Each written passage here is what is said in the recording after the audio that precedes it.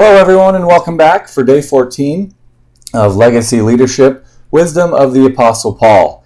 This is our 30-day devotional that's getting us geared up for our coaches training and development sessions this summer. Looking forward to having you guys over starting Wednesday, June 7th. So I'm thinking we'll probably kick off between the 6 and we'll just call it 6 o'clock p.m. We'll get rolling with our discussions and content. I'm probably going to open up the house a little bit earlier if you guys want to gather early this time, if work is even, if it can allow that. We'll gather early just to chat, get to know each other a little bit, and I'll always at least open the doors 15 minutes before our start time, just to give us that time to hang out. And I'm looking forward to, I'm going to be sending out a couple things this week for kind of preparation, some things that I need, and I will be reaching out to each of you on that. And then I'll really probably, the first thing I want to do before we get there is schedule-wise. I'm looking at vacations and kind of some obvious dates that seem like that we can intentionally plan to not meet. My goal is to have 3 sessions in June and 3 sessions in July, and that'll give us 6 2-hour sessions for the summer where we can focus on becoming better coaches. So I'm really looking forward to that. I'll be sending out some information, some questions that I have for you guys, and just look forward to doing that. I know not everybody's going to be able to do that, but I will certainly be inviting everyone. And there's no requirements for attendance. There's really no requirements at all. If you can come and go, that's fine. I think if you can commit to the 6 sessions, you're going to get the most out of it. But I know things come up. We all have a ton of stuff on our plates. So I would just ask for you to pray about your commitment to that. Pray about the intentionality that you're going to make over the next few months here to really focus in on and work on kind of flexing your training muscles for coaching. Let's get going on day 14 of our devotional here. We're in this series, Wisdom of the Apostle Paul, looking at how we can hone our leadership skills as well as bringing other folks along through the legacy logic process, whereby I want to become a leader who can be worthy of imitation, so that people that I lead will also follow me and lead with imitation and go try to find followers who want to lead with that same sense of passion and purpose for Christ, in this case for our neighborhood groups, but also for the passion of connecting with people, because in the relationship side of this is so important. So let's look at this next session here, the leadership imperative. It's not about me. Being a legacy leader is not about me, but it starts with me. If you took a philosophy or ethics class in college, you probably came across the writings of Immanuel Kant. He is famous for his categorical imperative. This was a general rule that Kant developed for ethical decision making. According to this rule, we should act only according to that maxim whereby you can at the same time will that it should become a universal law. Let's look at a paraphrase. Here's my paraphrase. In any situation, I should act in such a way that if other people in the same situation acted the same way, it would be okay with me. Now, some of my philosophy professors might not give me an A for that, but I think it gets to the essence of Kant's meaning. So I just want to pause there, because I've read this a few times, and I always, just reading through the actual categorical imperative, always get tripped up on the wording. Act only according to that maxim whereby you can at the same time will that it should become a universal law. So I should only act in a way whereby other people, if they acted the same way, it would be okay. Okay, we've been talking about that. That's kind of this worthy of imitation thing. So I should act only in the way that if someone were to imitate me, it would be okay. I think that helps. Continuing on, what about a leadership imperative? Can we develop a general rule for leaders? Perhaps a good way to get at this issue is to answer this question: are you worthy of imitation? In his letter to the Philippians, Paul provides us with a way to evaluate how worthy we are of imitation. The things you have learned and received and heard and seen in me, practice these things, and the God of peace will be with you. Philippians 4, verse 9. This passage actually provides a great test, a leadership imperative for those of us in leadership positions. Don't miss this. This is going to be our main reflection exercise. It'll be at the end again, but let's just read these questions.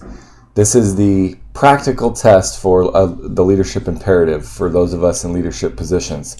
Can I say that what the people in my life learn from me is worthy of imitation? Number 2, can I say what the people in my life receive from me is worthy of imitation? Number 3, can I say what the people in my life hear from me is worthy of imitation?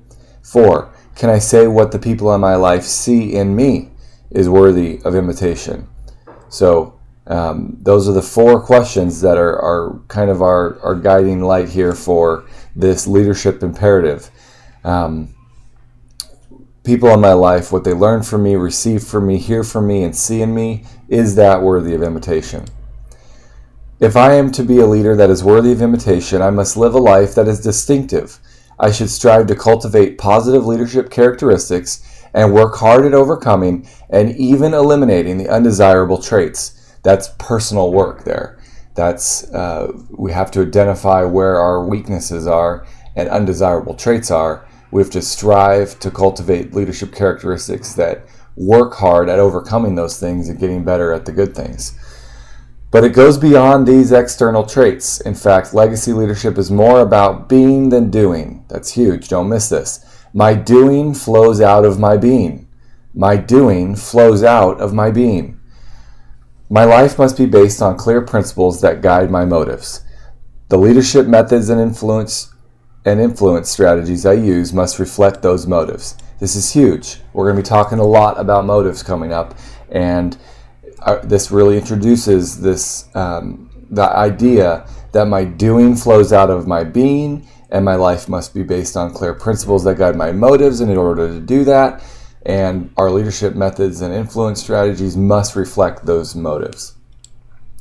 Living and leading from this perspective requires a willingness to constantly reflect on my motives and the courage to confront my own hypocrisy. In fact, if I am to lead with integrity, I must always confront my own lack of integrity. That's huge. It's hard, but it's very important. As you really reflect on this section, I want you to pause on that last paragraph. If I'm to lead with integrity, I must always confront my own lack of integrity. We absolutely have to do this, and it is in all areas of our lives and all the places that we lead. We have to. There's a couple ways that you can go about this, but some things that I've done personally. Number 1, if you don't have a mentor or someone that you can go to when you have something just eating at you, something that you probably are not doing correctly, or in this case, a lack of integrity, you need to be able to go talk to somebody about it. They will help that can coach you through it. They don't necessarily need to give you the answers, but they need to be able to listen to you, understand what the problem is that you're faced with, and encourage you to seek resolution. Journaling is another way. Sometimes if I am going through my day, kind of in the marketplace, and maybe I did something or said something at an appointment that I don't necessarily think is above board for me, that I do reflect on that, at least kind of in a written reflection, that I did something or said something that wasn't to my own standard, and I kind of pray about it. Some of those kind of fleeting moments I don't necessarily dwell on, but I do try to catch myself if I do something or say something, and reflect on that, because if we do this, if we do strive to have this pure motive, and we're constantly reflecting on our own integrity and always trying to get better, and having the courage, I love this, the courage to confront my own hypocrisy, then your life becomes built on those clear principles and clear motives that are fantastic way for people to imitate you in your leadership. And the way that we lead people and influence people, we don't manipulate people, we encourage people, we lead people towards usually resolutions that they themselves may have already laid out on a path, and we're just helping them execute or getting them to their goal. But if our strategies reflect those motives of integrity, then I think we absolutely we will be headed down the right path of this question here of the leadership imperative and this worthy of imitation idea. So motives, integrity really make up this genuine style of leadership whereby we can be worthy of imitation. That's me summarizing right there, just kind of what I recall out of it, and what I'm pulling together is that if I want to pass the leadership imperative, I need to be worthy of imitation, and therefore I have to check my motives and always be checking my own personal integrity. Wrapping up here, being a legacy leader is not about me, but it starts with me. Guys, that I think if I had to come up with one thing for this summer, that's my tagline. Being a legacy leader is not about me, but it starts with me. In fact, I'm probably going to pull that out as our one line, where that's what we're committed to this summer. It's not about me. We know the people downstream that we are going to impact and influence in the years to come. God has amazing things planned. It's not about me, it's about them. But it starts with me. We're doing this devotional so that we can sharpen our pencils, so we can work on some of these things that absolutely are critical to becoming better leaders and to helping those that we lead get better. So it's not about me, but it starts with me. You're going to hear that a lot because that is really where I'm at. I really want to keep getting better, and just seeing some of the people that I've influenced, knowing that what God has in store for the leaders that we're working with and those that they're leading, just God is on the move. There's big things happening, and I'm prayerful about this. I feel God's Spirit in this, and I want to keep the momentum going, and I'm looking forward to doing that with you this summer. Reflect on these questions and use your time to really maybe even ask some of the people around you to kind of help build this picture and make sure you have a good idea of where you need to be working. Apply the leadership imperative to your own leadership by answering these questions. Can I say that what the people in my life learn from me, receive from me, hear from me, see in me is worthy of imitation? If people imitate me, will it bring them closer to God? Lastly, are you worthy of imitation?